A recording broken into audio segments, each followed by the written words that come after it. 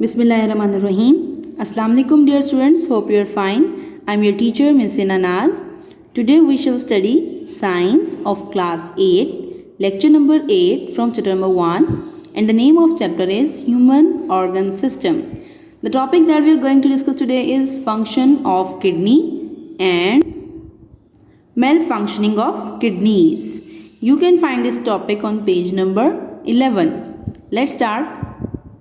Students, हम पिछली videos के अंदर पढ़ के आ चुके हैं कि किडनी क्या है, किडनी के फंक्शंस जो हैं वो तो हम आज डिस्कस करेंगे। किडनी के हमारे पास पार्ट्स क्या क्या थे, इंटरनल स्ट्रक्चर पढ़ा हमने, उसका नेफ्रॉन पढ़ा, नेफ्रॉन का स्ट्रक्चर पढ़ा, नेफ्रॉन का फंक्शन पढ़ा। ठीक है, तो आज हम ओवरऑल व्यू जो है वो फंक्शन ऑफ किडनी का लेंगे। Blood carries waste materials from body to the kidney. ठीक है, जिस्म के अंदर से जितना भी वेस्ट मटेरियल जो रिस्पिरेशन के दौरान बना होगा या डिफरेंट जो बॉडी के अंदर रिएक्शंस हो रहे हैं उस दौरान जो वेस्ट मटेरियल बनता है वो हमारी बॉडी से कलेक्ट करके ब्लड जो है वो किडनी के अंदर लेकर आता है। ठीक है, खून के ज़रिए से तमाम वेस्ट मटेरियल किडनी में आ जाता है। अब किडनी में आने के बाद उस वेस्ट साथ क्या क्या किया जाता है वो देखते हैं। Inside the kidney blood reaches the capillaries of glomerulus. अभी हमने कहा कि ब्लड के ज़रिए से किडनी के अंदर तमाम वेस्ट बॉडी से आना है। ठीक है, तो वो ब्लड जो है वो कैपिलरीज के ज़रिए से पहुंचता है ग्लोमेरुलस के अंदर। हम ग्लोमेरुलस पढ़ के आ चुके हैं, पार्ट ऑफ किडनी है।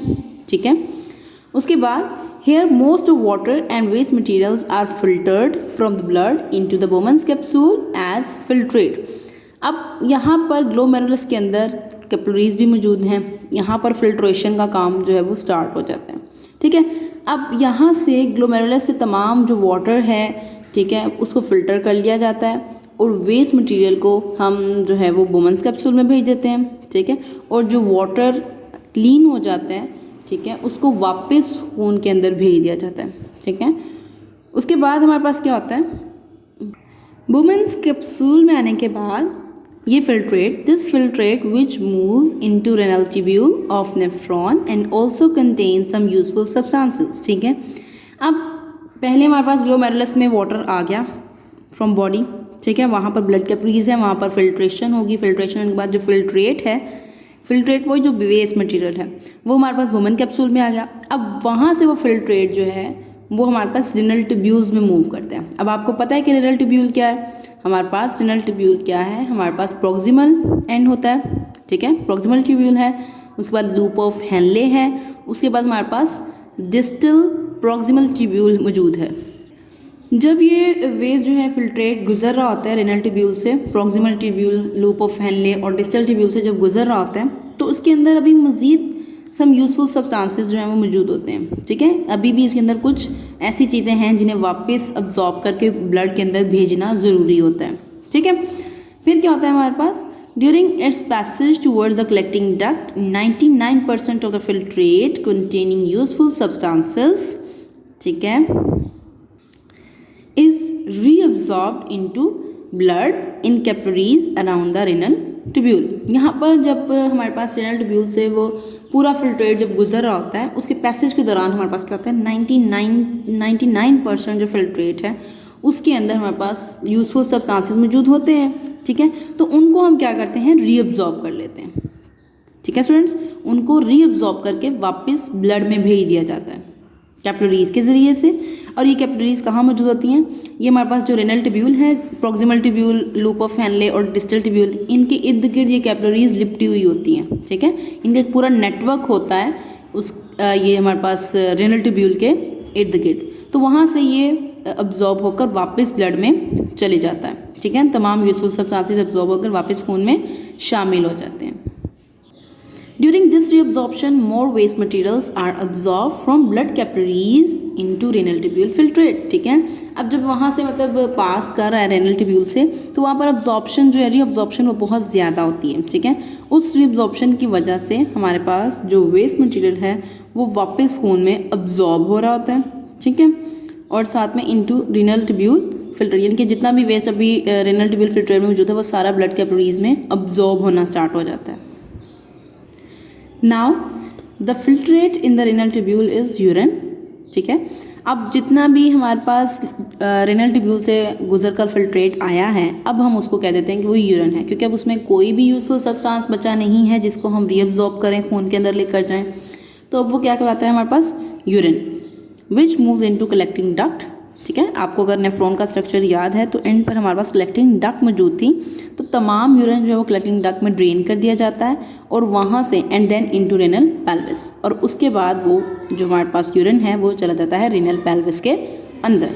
ठीक है स्टूडेंट्स, तो अभी तक हमने कंप्लीट किया है अपना फंक्शनिंग ऑफ किडनी, जिसके अंदर हमने पढ़ा कि पहले जो ब्लड के ज़रिए से वेस्ट आता है वो आता है ग्लोमेरुलस में, ग्लोमेरुलस से फिल्ट्रेट होकर हमारे पास वो जाता है वुमेन कैप्सूल में, वुमेन कैप्सूल में फिल्ट्रेट जब आ जाता है उसके बाद वो हमारे पास जाता है रेनल ट्यूब्यूल्स में, रेनल ट्यूब्यूल्स में भी हमारे पास 99% जो यूजफुल सब्सटेंस हैं उनको अब्जॉर्ब करके ब्लड में भेज दिया जाता है कैपिलरीज के ज़रिए से, और ये कैपिलरीज कहाँ मौजूद हैं, ये रेनल ट्यूब्यूल के इर्द गिर्द लिपटी हुई होती हैं। ठीक है, वहाँ से फिर ये फिल्ट्रेट जो है वो हमारे पास कलेक्टिंग डक्ट में आ जाता है, और कलेक्टिंग डक्ट में आने से पहले हम उसको कह देते हैं कि वो क्या है, यूरिन है। ठीक है स्टूडेंट्स, कलेक्टिंग डक्ट जो है वो उसको ले जाती हैं रेनल पेल्विस के अंदर। तो हमने ये कंप्लीट फंक्शनिंग पढ़ ली है किडनी की।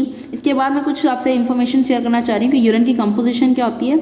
यूरिन, ह्यूमन यूरिन जो है उसमें ग्राम पर 100 सेंटीमीटर क्यूब के अगर हम देखें तो उसमें वाटर जो है वो 96.0 ग्राम होता है, यूरिया हमारे पास 2.0 ग्राम है, मिनरल सोल्ट जो है वो हमारे पास 1.8 ग्राम होते हैं, और अदर नाइट्रोजनस सब्सटेंसेस जो हैं वो 0.2 ग्राम होते हैं। ठीक है, तो ये यूरिन की कंपोजिशन है ह्यूमन यूरिन की। ठीक है स्टूडेंट्स, तो हमारे पास यहाँ पे ये टॉपिक जो है वो कंप्लीट हो गया है। अब हम नेक्स्ट अपना टॉपिक स्टार्ट करेंगे, malfunctioning of kidneys. Students, malfunctioning of kidney start कर रहे हैं हम। मेल फंक्शनिंग का क्या मतलब होता है? मेल फंक्शनिंग का मतलब होता है कि जब हमारे पास किडनीज, गुर्दे जब प्रॉपर फंक्शन नहीं कर रहे होते हैं। ठीक है, जब अपना काम प्रॉपर वे में नहीं कर रहे होते तो हम उसे मेल फंक्शनिंग कहते हैं। ठीक है, तो पहले हम स्टार्ट करेंगे formation of stones in kidney, कि किडनी के अंदर स्टोन्स बनते किस तरह से हैं। किडनी के अंदर स्टोन्स, जिसे हम उर्दू में गुर्दे की पत्थरियाँ भी कहते हैं, ठीक है, वो किस तरह से बनते हैं। कभी कभी क्या होता है, sometimes kidney can not work efficiently to remove salts from the blood. कभी कभी हमारे पास किडनीज इतना प्रॉपर फंक्शन परफॉर्म नहीं कर रही होती हैं, अपना काम ठीक से नहीं कर पाती हैं, तो क्या होता है, हमारे पास जो ब्लड को हम फिल्टर कर रहे हैं, वेस्ट को रिमूव कर रहे हैं, तो उसमें जो सॉल्ट्स हैं उन्हें हम प्रॉपर वे में रिमूव नहीं कर पाते हैं। किडनी उन्हें प्रॉपर वे में रिमूव नहीं कर पाती है। ठीक है, जब वो अपना फंक्शन परफॉर्म नहीं ठीक से कर पा रही होती, तो उसकी वजह से क्या होता है, हमारे पास salts accumulate in kidney and form stones. Accumulate का मतलब क्या होता है, जमा हो जाना। जब हमारी किडनी इन सॉल्ट्स को ठीक तरह से रिमूव नहीं कर पा रही है ब्लड से, तो वो सॉल्ट जो है वो हमारे किडनीज में ही एक्यूमुलेट हो जाते हैं, यानी कि जमा हो जाते हैं। ठीक है, अब ये जो हमारे पास स्टोन, फिर जो सॉल्ट्स हैं वो मिलकर बना देते हैं स्टोन्स, पत्थरियाँ बना देते हैं। अब जो पत्थरियाँ हैं ये हमारी फंक्शनिंग को, किडनी की फंक्शनिंग को डिस्टर्ब कर देती हैं, disturb the normal functioning of kidney and cause fair pain. तो उस वजह से एक तो वो किडनी प्रॉपर फंक्शन नहीं कर पाएगी क्योंकि ये जो हमारे पास स्टोन्स हैं ये एक्यूमुलेट हो गए हैं। दूसरा ये कि फिर यूरिनेशन करते वक्त किडनीज में बहुत ज़्यादा पेन फील होता है। ठीक है स्टूडेंट्स, ये किडनी स्टोन्स में ट्रैवल टू यूरेटर और यूरिनरी ब्लैडर। फिर ये स्टोन्स जो हैं ये वहाँ से किडनीज में, या तो कभी कभी वहीं किडनीज पर अंदर दरमियान में ही रुक जाते हैं, कभी कभी किडनी को छोड़कर ये हमारे पास यूरेटर में आ जाते हैं। ठीक है ना, हमने यूरेटर पढ़ी थी, 2 हमारे पास ट्यूब्स थी जो इमर्ज कर रही हैं फ्रॉम किडनी, और वो लेकर जाती हैं यूरिन को यूरिनरी ब्लैडर के अंदर। तो ये स्टोन्स या तो किडनी में जमा हो जाते हैं या फिर यूरिनरी ब्लैडर में जमा हो जाते हैं। ठीक है, या फिर यूरिनरी ब्लैडर में जमा हो जाते हैं।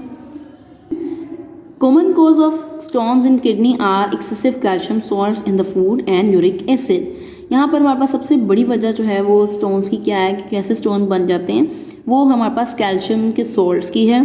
ठीक है, जो कि हमारे पास फूड के अंदर मौजूद होते हैं और साथ में यूरिक एसिड्स के ज़रिए से। ठीक है, तो ये हमारे पास कॉमन आम जो वजह है स्टोन्स की वो हमने डिस्कस की। उसके बाद हमारे पास आ जाते हैं रिमूवल ऑफ किडनी स्टोन्स पर। अब ये किडनी स्टोन जैसे बंद तो जाते हैं, एक्यूमुलेट भी हो जाते हैं, पेन भी कॉज कर देते हैं। अब इनको रिमूव कैसे किया जाए, इसका हल क्या है? Small size stones can be remove through urinary system. अगर हम बहुत ज़्यादा पानी पिएँ, ठीक है, अगर बहुत ज़्यादा पानी पिया जाए तो ये जो छोटे छोटे हमारे पास पत्थरियाँ होती हैं वो तो ईजिली रिमूव हो जाती हैं। ठीक है, अगर आप अगर दिन में ज़्यादा सारा पानी पी रहे हैं तो उसकी वजह से ये स्टोन्स जो हैं वो ऑटोमेटिकली ही रिमूव हो सकते हैं, ठीक है। लेकिन कुछ स्टोन्स हमारे पास बड़े होते हैं, उन्हें हम इसके ज़रिए से रिमूव नहीं कर सकते।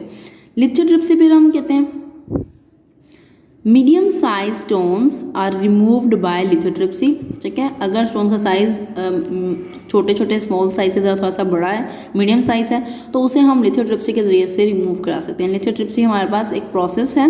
Lithotripsy involve the bombardment of shock waves on the stones from outside. ये लिथोट्रिप्सी हमारे पास कैसे प्रोसेस है, इसे हम शुआएं के ज़रिए से जो है हम क्या करते हैं कि बाहर से ही, यानी कि सर्जरी नहीं करनी पड़ती है, पेट काटना नहीं पड़ता है, हमें जस्ट आउटसाइड से ही हम जो लेज़र ट्रीटमेंट है उसके ज़रिए से स्टोन्स को ब्रेक कर देते हैं। वो स्टोन्स टूट जाते हैं, ब्रेक होने की वजह से वो इजीली यूरिन के ज़रिए से फिर रिमूव हो सकते हैं, ठीक है। तो बॉडी के आउटसाइड से ही ये जो शॉक वेव्स हैं, रेज हैं, इन्हें बॉडी में एंटर किया जाता है और स्टोन्स को ब्रेक कर दिया जाता है। Shock waves break the stone into small pieces which are passed out of the body through urine, ठीक है। वही मैंने आपको बताया अभी कि लेज़र ट्रीटमेंट से या शुआओं लगाने की वजह से हमारे पास कहते हैं ये स्टोन्स टूट जाते हैं इनटू स्मॉल पीसेस, ठीक है, और फिर इन्हें यूरिन के ज़रिए से इजीली बॉडी से रिमूव किया जा सकता है।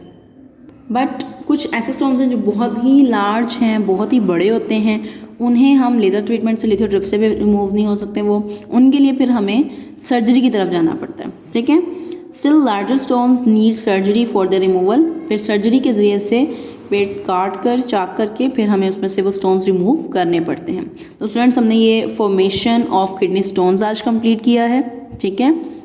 उम्मीद है कि आप लोगों को आज का लेक्चर समझ में आया होगा। Thank you so much. अल्लाह हाफिज़। Dear students, please subscribe our channel, press the bell icon, like, share and comment the videos. Thank you very much.